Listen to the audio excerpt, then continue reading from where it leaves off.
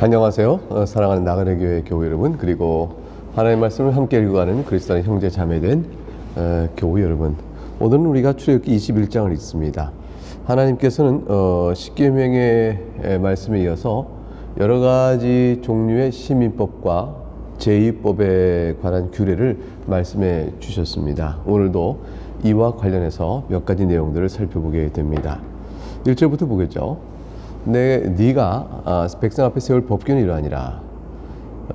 히브리 종을 사면 그는 6해 동안 섬길 것이요 7째 해는 몸값을 물지 않고 나가 자유인이 될 것이며, 하나님께서 이제 종과 주인의 규례, 시민법적인 규례를 이제 정하셨는데, 종이라 해도 종신종이 아니고 6년 동안 주인을 섬기다가 7년째가 되면 자유의 몸으로 회복이 되어집니다. 하나님께서 이걸 법으로 정하신 거예요. 그래서 이제 영구적으로 한 번 종으로 팔렸다가 인생을 평생 동안 종으로만 살지 않고 그가 독립된 자유인으로 살 수 있는 기회를 다시 한번 주시는 그런 시민법적인 형태죠. 놀랍지 않습니까? 3절, 만일 그가 단시로 왔으면 단시로 나갈 것이요 7년째 자유의 몸이 될 때, 장가 들었으면 그의 아내도 그와 함께 나갈 것인데, 근데 그 아내가 이제 결혼해서 종이 됐다거나 또는 자신의 힘으로 뭐 이렇게 결혼하여 아이를 얻었거나 그런 것이 아니고, 4절, 상전이 그에게 아내를 준 것이라면 어떻게 될까요? 그의 아내가 아내가 아들이나 딸을 또 낳았으면 어떻게 될까요? 그러면 그 아내는 상전이 준 것이고 그 아내가 낳은 그 자식들도 다 상전에 속한 것으로 생각되어져서, 종이 7년차 될 때 자유의 몸이 되고자 나가게 되면 단신으로 홀로 나가야 했습니다. 근데 이제 종이 생각해보니까 가족끼리 너무 사랑이 너무 깊어요. 그래서 내가 상전도 나한테 잘해주셨어요. 상전이 나한테 잘해주고 내가 내 처자를 내가 사랑하는 마음이 있으니까 내가 자유인이 되지 않겠습니다. 이렇게 말하게 되면 상전이 그를 데려가서 재판장 앞에서 공적으로 확인을 받고, 그런 다음에 허락이 되어지면 그를 문이나 문설주 앞으로 데려가서 그것에다가 송곳을 그의 귀를 뚫어 놓습니다.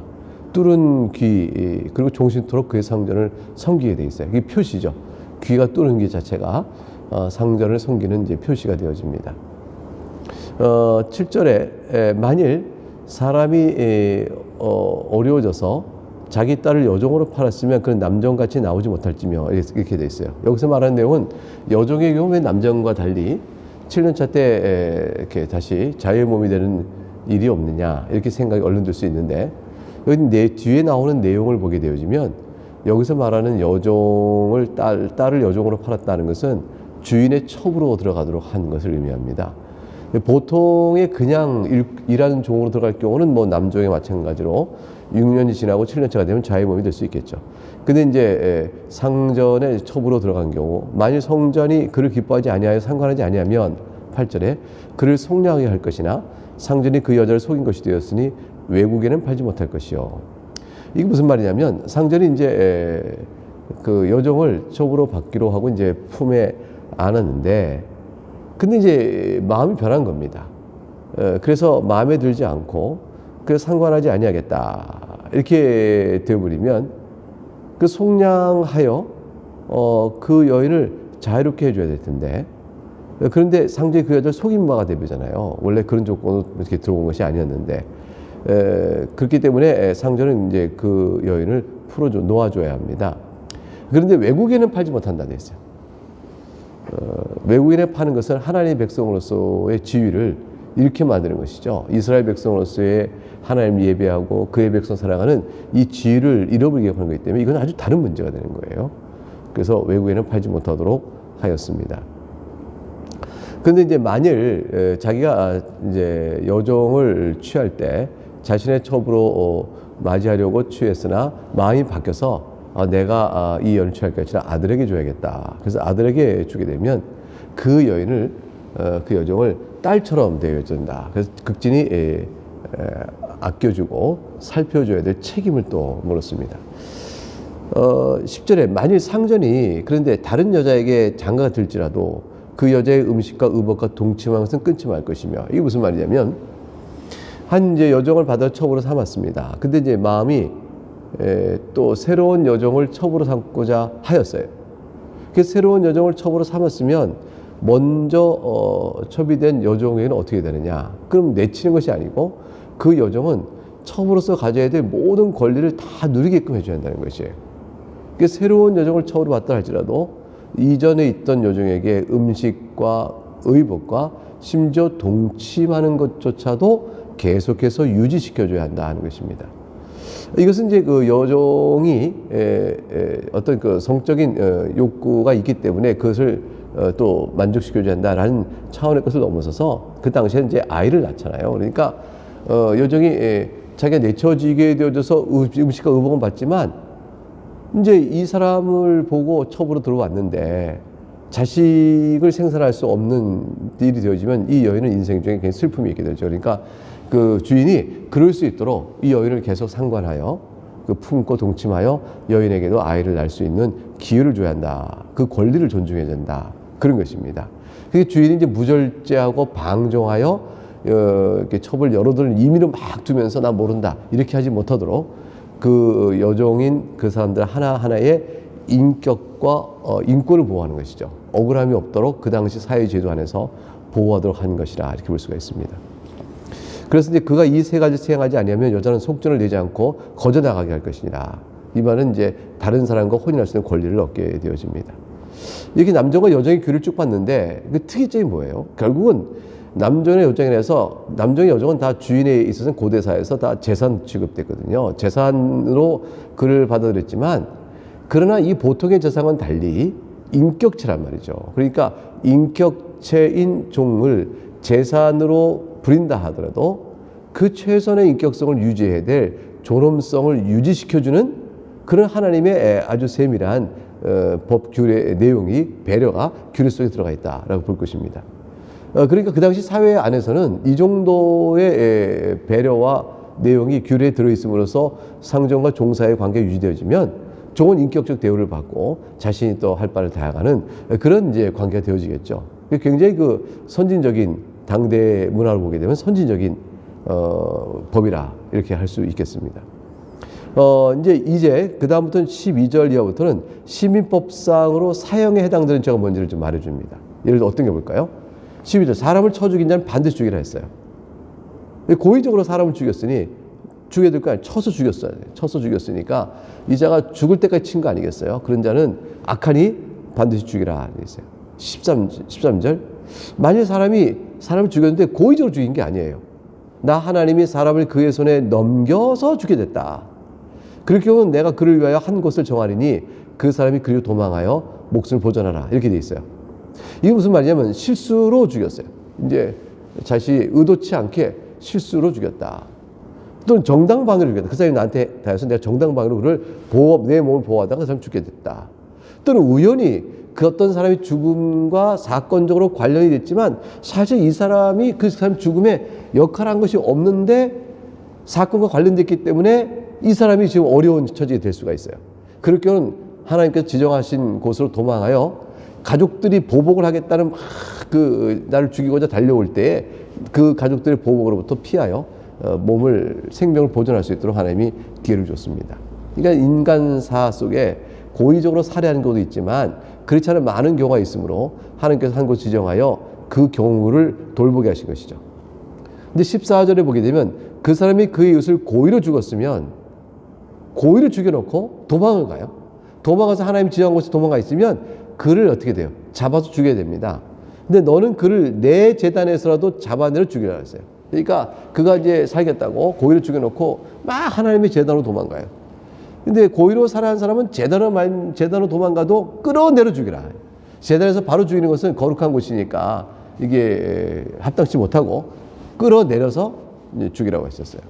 재단은 이제 속죄의 장소죠. 하나님과 만나는 화목의 장소고 또 거룩한 장소입니다. 그러니까 그곳에서 죄 짓고 고의를 죽여놓고 나 괜찮죠라고 자기 생명을 보존할 수 있는 장소가 아닌 거죠. 고의적 살해를 한 자가 죄값을 면하려고 이용할 장소가 아닌 것입니다. 이제 15절부터는 또 죽일 자가 자기 아버지나 어머니를 치는 자는 반드시 죽이라 했어요. 부모를 친다? 이거는 하나님이 용납하시는 일이 아닙니다. 부모를 공경하는 것과 하늘의 아버지이신 하나님을 공경하는 것과 이렇게 유비가 되어지거든요. 그래서 부모를 공경하라는 것은 부모를 통하여 하나님을 믿는 섬겨질 신앙을 가르치고 그 신앙을 배워서 하나님께 또 공경의 예를 드리도록 질서상 하나님 만드신 거기 때문에 육신의 아버지인 육신의 부모를 공경해야 되는 마땅한 도리를 넘어서서 더군다나 하나님을 섬겨야 되는 권위적 질서의 문제, 그것과도 맞물려 가요. 그래서 하늘의 아버지이신 하나님께 불순종하고 악을 행하는 것과 마찬가지로 부모를 치는 것은 큰 죄였습니다. 아주 매우 엄격하게 명하시는 것이죠. 16절에 사람을 납치한 자가 그 사람을 팔았든지 자기 소화에 두었더니 그를 반드시 죽이라 했어요. 납치하여 인신매매하거나, 납치하여 노동력을 착취하거나, 납치하여 성적으로 유린하거나 성범죄를 저지를 경우 하나님께서 반드시 죽이라고 했어요. 이건 이제 고대 사회에서는 흔히 있을 것 같은 일이잖아요. 이렇게 무력으로 이렇게 하고, 오늘날 뭐 고대 사회에 지금도 뭐 사람을 납치하여 인신매매 또는 뭐 장기 를 적출을 불법으로 하거나 어떤 섬 같은 데 끌고 가서 노동을 착취하거나 또 성적으로 유린하고 또 이 아주 악한 일들이 얼마나 많아요. 이 옛날에도 그런 일이 있을 수 있으니까 하나님께서 이스라엘 사회에 그런 일이 없도록 아주 강하게 금하셨습니다. 그런 자가 발견되면 그대로 죽이라고 하셨어요. 17절 자기 아버지나 어머니를 저주한 자는 반드시 죽일지니라. 자기 아버지나 어머니를 치는 자도 죽일 뿐더러 입술로 아버지 어머니를 업신여기거나 무시하여 욕하는 패륜적 행위를 하나님은 죽이라 이렇게 말씀하셨습니다. 이 하나님께 죽이라고 엄히 명하신 내용 사건들을 볼 때 하나님께서 얼마나 이런 악들을 미워하시는 걸 알 수가 있겠죠. 이제 18절부터 32절 가게 되면 상해를 입히는 경우 어떻게 보상할 것인가 라는 문제가 나옵니다. 살다 보면 상해를 입히는 경우가 생기는데 어떻게 보상할 것인가. 이제 18절은 이제 사람이 서로 싸웁니다. 싸우다가 하나가 돌이나 주먹으로 상대방을 쳤어요. 근데 그가 맞은 사람이 죽지 않고 자리에 누웠다가 19절에 다시 지팡이를 짚고 일어나 걸으면 비틀거리면 그를 친 자가 형벌은 면합니다. 그러니까 즉각적으로 바로 쳐서 그 사람을 죽인 것이 아니기 때문에 생명이 유지됐으므로 형벌은 면하지만, 그러나 그가 이제 완치되는 동안에 손해를 배상해야 돼요. 그간의 손해를 배상하고 완치될 때까지 돌봐줘야 되는 일이 생기죠. 이게 벌금만 부과하는 것입니다. 그러니까 둘이 싸우다가 돌로 탁 쳐서 그 사람을 다치겠는데 그 사람이 쓰러졌다가 생명이 유지되고 있으면 그렇게 완치될 때까지 손해를 배상해 줘야 됐습니다. 그런데 만일 그 벌금을 낼 형편이 없다. 그러면 그 사람이 자기 몸을 팔아서라도 그래서 그 벌금을 물어줘야 했습니다. 그러니까 자기 감정에 따라 상대방을 막 상해 입혀서는 안 되는 것이죠. 하나님 그걸 금하신 거죠. 자기 몸을 팔아서도 종으로서 그걸 갚아야 될 만큼 엄격하게 손해배상과 완치될 때까지 손해배상을 요구하셨습니다. 근데 20절에 그 종에 대해서 어떠냐? 종에 대해서. 이웃간이 아니라 종에 대해서. 주인이 이제 종을 자기 재산으로 여기 있어서 사람이 매질로, 몽둥이로 남자 여종을 처음 칩니다. 근데 그 남자 여종의 매를 맞고 당장에 죽으면, 바로 죽게 되면 그 주인 알지라도 반드시 형벌을 물으라고 그랬어요. 왜냐하면 종의 생명을 악랄하게 고의적으로 학대하여 빼앗은 게 되기 때문에 주인이 할지라도 자기 재산을 인데 어떠냐 이렇게 말할 수 없게끔 하나님께서 형벌을 물으셨습니다. 그런데 21절 그 종이 매를 맞고 하루나 이틀 바로 단번에 죽지 않고 하루나 이틀을 연명하다가 죽어요. 그러면 주인의 매가 그가 죽일 만큼 때리지 않고 조금 약하게 때리는 것에 인해서 주인이 형벌을 면하고 맙니다. 그가 자기 재산을 잃어버린 것으로 치는 것은 끝납니다.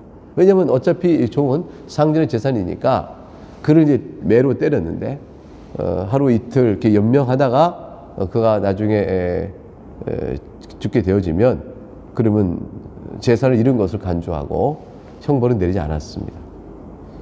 이런 부분을 보게 되면 여전히 그 종의 인격과 인권은 어떻게 되는가 이런 생각이 우리가 들죠.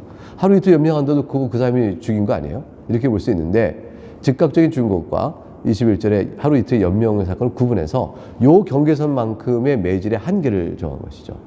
그래서 어느 한도가 넘어가면 형벌을 당하게 됐고 어느 한도 미치면 허락이 되는 형태가 되었습니다. 그것은 이제 종과 주인 사이의 관계가 종이 주인의 재산이라는 기본적 가치 때문에 나오는 일이라고 보시면 되겠습니다. 22절에 사람이 서로 싸웁니다. 근데 임신한 여인을 척 치게 됩니다.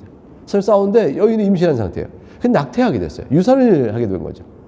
근데 그 여인에게 다른 해가 없으면 그 유산한 거 외에 그 여인이 어떻게 크게 다친 데가 없거나 그러면 남편이 청구한 대로 손해배상 벌금을 내도록 되어 있습니다. 그 재판장의 판결을 따라 내라 이렇게 되어 있습니다.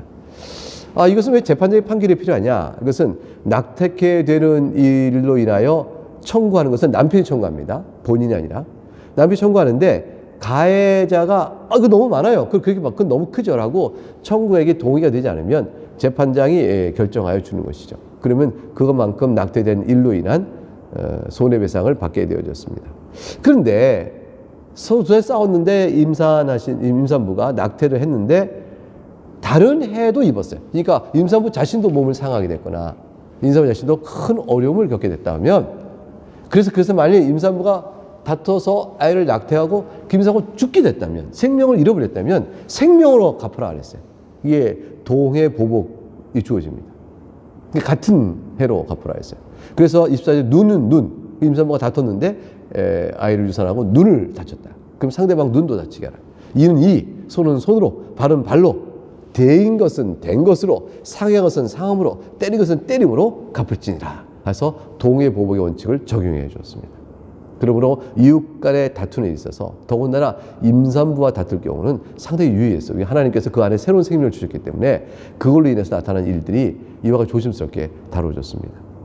하나님께서 주의하게 명하신 거죠. 세밀하게 명하신 것이죠. 26절 보면 사람이 그 남종의 한 눈이나 여종의 한 눈을 쳐 상하게 하면 주인이 말이죠. 자기 있는 종의 눈을 상하게 해요. 그럼 그 눈에 대한 보상으로 종을 놔줘야 됐어요. 재산을 상실하는 것이죠. 비록 종이 주인의 재산이긴 하지만 하나님께서는 종의 신체 일부를 손상하는 일을 주인이 마음대로 하도록 하지 않으셨습니다. 거기다 벌을 내리신 거죠. 그래서 종의 신체와 또 신체를 보호하시고 그 인격체로서의 생명도 또 보호하시는 역할을 해주셨어요. 그러니까 주인이 넌 내 재산이다 하고 함부로 몸을 상하게는 못하게 했던 겁니다. 종이 몸이 상하는 것은 자기 생명을 연속해 나가고 살아가는 인권적인 거죠. 또 6년이 지나고 7년째가 되면 또 자유 몸이 될 수 있는 사람인데 그렇게 함부로 될 수 있는 아니죠. 그래서 그걸 금했습니다. 27절에 그 남종의 이나 여종이 이를 쳐서 빠뜨리면 어떻게 될까? 이에 대한 보상으로 역시 그를 또 놓아줄 것이라 했습니다. 그 주인은 사실 종으로부터 노동력을 받고 있지만 종의 안전을 보호해줄 책임이 사실 주인이 갖고 있는 것이죠. 그런데 그런 주인이 신체상의 폭행을 하여 종에게 상해를 입힌다면 그 주인으로서는 종을 거느릴 자격이 없고 하나님께서는 그럴 때 종을 놔주도록 명하신 것입니다. 28절에 보면 소가 이제 짐승이죠. 소가 남자나 여자를 받아 죽였다. 소가 사람을 받아 죽였습니다. 그럼 어떻게 될까요? 그때 그 소는 반드시 돌로 쳐서 죽이라고 했었어요. 사람을 받아 죽인 소는 살아남지 못했습니다. 그리고 그 고기도 먹지 말라고 했어요. 그래서 임자는 그 소의 임자가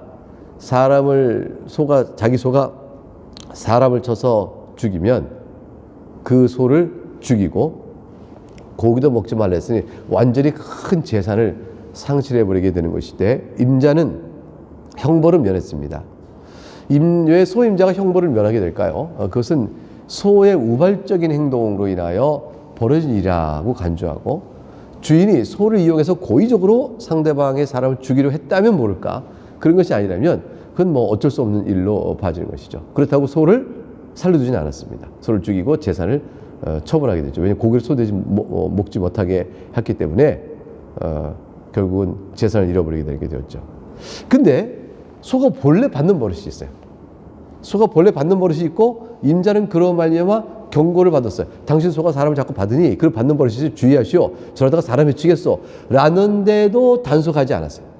단속하지 않고 남녀를 막론하고 사람을 그냥 들이받아 죽게 되는 경우가 생기면 그 소는 아까처럼 당연히 돌로 쳐 죽이게 되고요. 임자도 쳐 죽이라 했어요. 임자도 죽이라. 왜냐하면 이것은 일종의 소가 받는 버릇이 있음을 알고도 단속하지 않은 것은 일종의 살인 행위를 방조한 것과 같으니 주인에게는 똑같이 돌로 쳐 죽임을 당하는 그런 형벌이 주어졌습니다. 그러니까 주인은 소가 내 것이다 하는 소유만 누리는 것이 아니고 사회적 안전을 해방하지 않는 범위 내에서 자기 재산을, 소유를 관리해야 될 책임이 있었던 것입니다. 이게 사회적 책임이 있는 것이죠.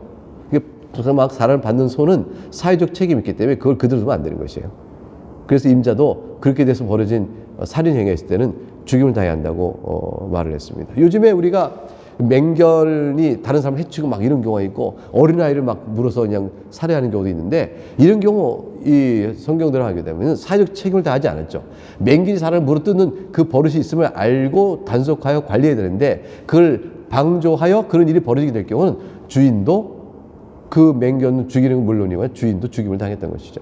그만큼 이제 사회적 안전에 대한 자기 짐승을 관리해야 될 철저한 책임이 있었던 것이죠. 그러니까 이것은 너무 소가 한 것인데 너무 가혹하지 않냐 이렇게 되는 것이 아니에요. 이게 아니고 소의 버릇을 알고도 그걸 고치지 않은 것을 위해서 다른 사람과 더불어 살아가는 사회적 관계의 안전장치를 자기가 무너뜨리게 된 거죠. 이거는 악하다고 보신 것입니다. 30절, 만일 그에게 속죄금을 부과하면 무릇 그 명령에서 생명의 대가가 될 것이요. 그런데 이제 살 길이 있었어요. 살 길이 뭐냐면, 내 소가 그런 벗는 버릇이 있는데 내가 놔뒀다. 근데 나도 생명을 좀 내놓아야 될 형편이 된 거죠. 그런데 그 사람이 속죄금을 내놓으면 속죄금으로 가품을 해서 생명을 구할 수 있는 길은 열어줬습니다. 면벌할 수 있는 길이 있었던 것이죠.